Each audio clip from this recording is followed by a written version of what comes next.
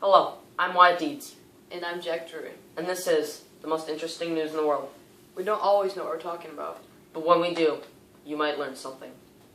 Today's topic is history. We are going way back to Europe in the 1600s to learn about the 30 Years' War. Back then, the map of Europe was different than today. Some countries like France and Spain were around, but the main government in Central Europe was the Holy Roman Empire. Countries like Italy and Germany, where our ancestors are from, were part of the empire and not independent countries. In Germany, there were over 200 small city-states, each with their own leader and government. Here is a map from that time. The Holy Roman Empire was organized with the Pope as the religious leader and an emperor as the political leader. Both Catholics and Protestants lived in the Holy Roman Empire. Conflicts between these two groups are what started the 30 Years' War. In 1618, Emperor Ferdinand II tried to restrict some of the Protestants' religious activities. The Protestants rebelled, and this was the start of a civil war within the Holy Roman Empire. The war later changed from just religious issues to fighting over politics, freedom, and territory. More groups and countries joined the war on both sides. Fighting and battles took place at different times in different places, so it wasn't continuous fighting for the whole 30 years. Most of the fighting took place in German territory. There were about 70 major battles. It took about 10 years for the Catholics of the Holy Roman Empire to take control of Germany entirely. Then, in 1630, King Gustavus Augustus from Sweden led his army onto German soil and pushed back the Catholics over the next 4 years. Spain joined the fighting in 1634 and beat the Swedish army in southern Germany. This caused France to declare war on Spain in 1635. France beat the Spanish at Rocroi in 1643, and Sweden defeated the Empire of Jean Croix in 1645.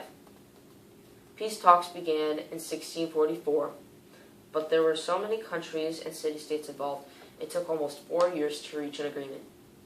In 1648, finally, peace was reached between all countries with the signing of the Peace of Westphalia.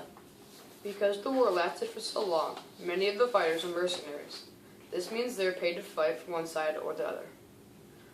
When there were no battles to fight, these men would not get paid. To survive, they ended up taking from the local farmers and villagers, stealing, killing, burning, and destroying farms and towns. In the last years of the war, they devastated large sections of German countryside. In the picture, men were shown burning buildings, throwing people into the water, and attacking a woman and child. There were many effects of the 30 Years' War. One of them was the casualties. During the entire 30 years, there were nearly 8 million deaths, including civilians, out of a population of about 32 million. If that happened in the United States today, there would be about 80 million dead.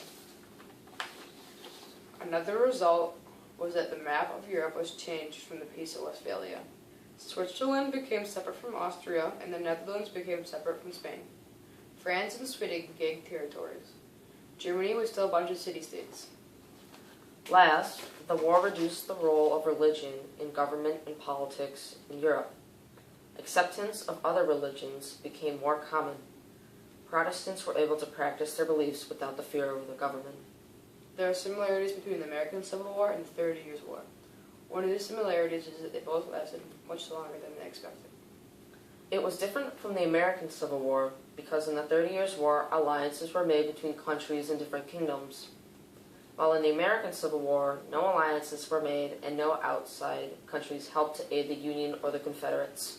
Thank you for watching us today on the most interesting news in the world. We are glad we could teach you history about some of the 30 Years' War. And remember, stay thirsty, my friends. For knowledge.